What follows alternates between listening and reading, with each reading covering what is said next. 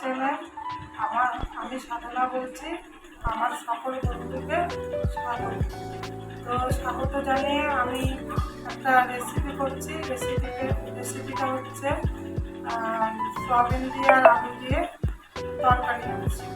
তা সয়াবিন আলুর তরকারিটা কীভাবে আমি করবো আপনাদেরকে আমি দেখাবো। এবার তেলটা হয়ে গেছে দেখুন। এবার আমি সয়াবিনগুলো দিয়ে দেবো। সামান্য একটু হলুদ দিয়ে দেবো। আর আমি কিন্তু সয়াবিনগুলোকে ভিজিয়ে রেখেছিলাম, ভিজিয়ে রেখে 10-15 মিনিট ভিজিয়ে রেখে তারপরে করছি।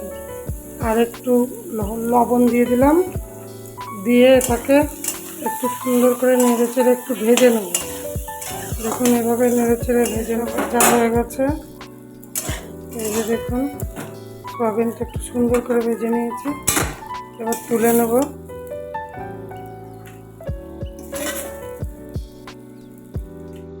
এবার আবার কড়াইয়ের ভেতরে তেলটা দিয়ে দেবো। তেলটা হয়ে গেছে। এবার আমি আলুগুলোকে দিয়ে দেবো। আলুগুলোকে আমি সুন্দর করে একটু ভেজে নেব। এবার আমি আলুগুলোকে তুলে নেব।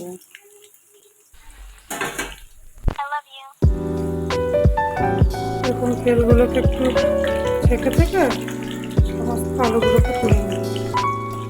এই যে দেখুন আমি এই তেলটার মধ্যে দিয়ে দিলাম কটা জিরে, কটা শুকনো লঙ্কা, এলাচ, লবঙ্গ আর একটু দারচিনি দিয়ে দিলাম এর ভেতরে।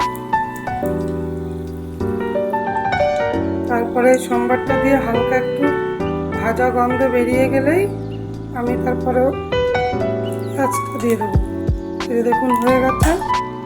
আর এখানে আমি কেটে রেখেছিলাম পেঁয়াজ, টমেটো কুচি আর কাঁচা লঙ্কা কুচি। এবার আমি এটা দেখুন দিয়ে দেবো। এখানে পেঁয়াজ, টমেটো আর কাঁচা লঙ্কা কুচি আছে, কিন্তু ভালো করে দেখে নিই। দিয়ে এটাকে একটু সুন্দর করে নেড়ে চেড়ে ভাজা করবো আমি। এই যে দেখুন কত সুন্দর এটা ভাজা হয়ে গেছে বাদামি কালার করে।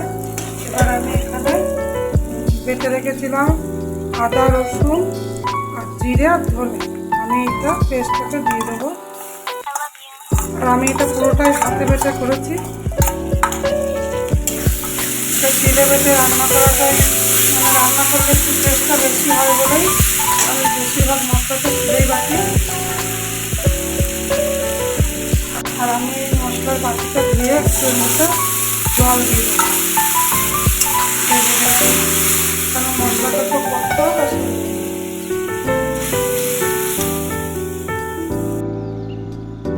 এবার আমি হলুদ দিয়ে দেবো, এরকম 2 চামচ দেবো।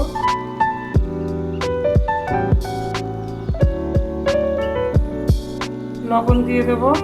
সয়াবিনের ভেতরে হালকা একটু লবণ দিয়েছিলাম আর হলুদ দিয়েছিলাম। আপনারা পরিমাণটা বুঝে তারপরে লবণ হলুদ দেবেন। এটাকে একটু নেড়ে চেড়ে সুন্দর করে কষিয়ে নেবো।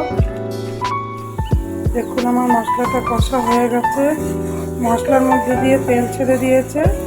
এবার আমি দিয়ে দেবো সয়াবিন আর আলুটা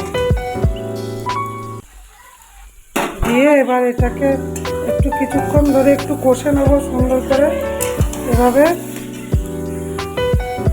যদি দেখবেন যে একটু ঝরঝরে হয়ে গেছে, সামান্য একটুখানি এখানে জল দেবেন। এই যে সামান্য 1 কাপ মতো জল দিয়ে একটু সুন্দর করে আলুটা, সয়াবিনটা মশলার সাথে একটু কষে নেবেন, তাহলে ভালো হবে খেতে জিনিসটা।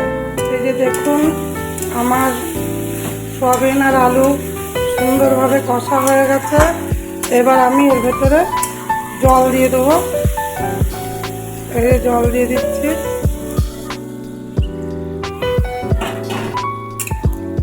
এরকম পরিমাণ করে, এটা আর কি কষা হবে তো, ওই জন্য জলটা একটুখানি কম দিলাম।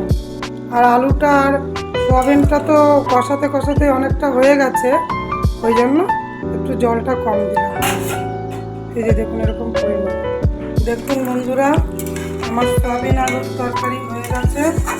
আর 2-1 মিনিট ফুটিয়ে এটা নামাবো। আর আমার চ্যানেলটি যদি ভালো লাগে একটু লাইক, শেয়ার, কমেন্ট করে দেওয়ার অনুরোধ রইল।